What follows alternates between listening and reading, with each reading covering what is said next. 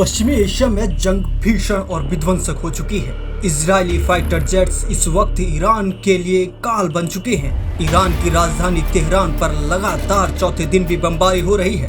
Israel के ताबड़तोड़ हमलों से खामेनेई की पूरी ब्रिगेड टेंशन में है। ईरान का एयर डिफेंस सिस्टम भी इजरायल के हमलों के आगे फेल साबित हो रहा है। और इस बीच ईरान ने पड़ोसी देश इराक से मदद की अपील की है। इराक से ईरान ने कहा कि वो अपने एयर स्पेस का इस्तेमाल इजरायल को न करने दे। ईरान के राष्ट्रपति मसूद पेजेस्कियन ने इराक से कहा है कि वो इस्लामिक गणराज्य पर हमले करने के लिए इजरायल को अपने हवाई क्षेत्र का इस्तेमाल न करने दे। ईरानी प्रेसिडेंसी वेबसाइट के अनुसार इराकी प्रधानमंत्री मोहम्मद सिया अल सुदानी के साथ बातचीत में पेजेस्कियन ने कहा, हम इस बात पर जोर देते हैं कि इराकी सरकार को अपनी सीमाओं और हवाई क्षेत्र की अधिक सतर्कता और सुरक्षा करनी चाहिए ताकि इराकी क्षेत्र का दुरुपयोग इस्लामिक गणराज्य ईरान के खिलाफ न हो।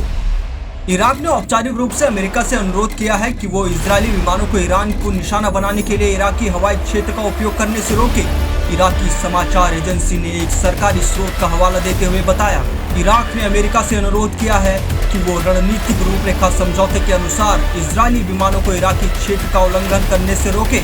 इजरायल ने शुक्रवार की सुबह ईरानी क्षेत्र के खिलाफ कई हमले किए, जिसमें परमाणु और मिसाइल सुविधाओं को निशाना बनाया गया है, जिसमें वरिष्ठ सैन्य अधिकारी और वैज्ञानिक मारे गए। हर बदलते दिन के साथ इजरायल और ईरान के बीच जंग भीषण होती जा रही है। इजरायल के एयर स्ट्राइक और ड्रोन हमले का जवाब ईरान बैलिस्टिक मिसाइलों से दे रहा है। ईरान पर हुए हमले में दोनों ही देशों में इन हमलों के कारण लगभग दर्जनों लोगों की मौत हो चुकी है, वहीं सैकड़ों लोग घायल हो गए। इजरायल ने रविवार को ईरान के विदेश मंत्रालय की बिल्डिंग को निशाना बनाया। हमले के बाद की जो तस्वीरें सामने आई हैं, उससे नुकसान और अंदाजा लगाया जा सकता है। हर बदलते दिन के साथ इजरायल और ईरान के बीच जंग भीषण होती जा रही है। इजरायल की एयर स्ट्राइक और ड्रोन हमले का जवाब ईरान बैलिस्टिक मिसाइलों से दे रहा है। ईरान पर हुए हमले में दोनों ही देशों में इन हमलों के कारण लगभग दर्जनों लोगों की मौत हो चुकी है, वहीं सैकड़ों लोग घायल बताए जा रहे हैं। इजरायल ने रविवार को ईरान के विदेश मंत्रालय की बिल्डिंग को निशाना बनाया। हमले के बाद की जो तस्वीरें सामने आई हैं, उससे नुकसान का अंदाजा लगाया जा सकता है। विदेश मंत्रालय की बिल्डिंग के अंदर से आई तस्वीरों में सामान चारों तरफ बिखरा हुआ नजर आ रहा। बड़ी बात यह है कि इससे ठीक एक दिन पहले इजरायल ने ईरान के रक्षा मंत्रालय को भी निशाना बनाया था।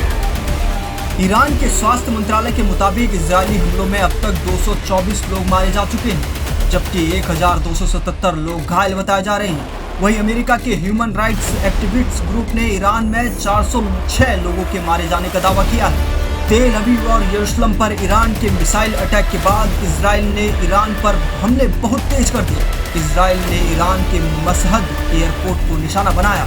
जानकारी के मुताबिक इजरायल की एयरफोर्स ने 2300 किलोमीटर दूर से ईरान के फ्यूल टैंकर हवाई जहाज को तबाह कर दिया।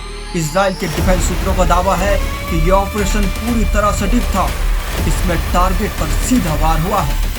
ईरान के विदेश मंत्रालय, रक्षा मंत्रालय, तेहरान और बुसर में ऑयल डिपो और गैस रिफाइनरी समेत करीब 200 से ज्यादा ठिकानों को हिट किया गया है। 3 दिन की लड़ाई में अब तक 224 से ज्यादा ईरानी मारे जा चुके हैं, जिनमें 9 न्यूक्लियर साइंटिस्ट और 20 से ज्यादा ईरानी कमांडर्स शामिल हैं। इसके अलावा 400 से ज्यादा ईरानी नागरिक घायल बताए जा रहे हैं। इजरायल की तरफ से लगातार जारी हमलों को रोकने के लिए ईरान ने राजधानी तेहरान समेत 7 राज्यों में एयर डिफेंस सिस्टम एक्टिव कर दिया है, लेकिन इजरायल के भीषण हमलों के आगे ईरान का एयर डिफेंस सिस्टम भी फेल साबित हो रहा है।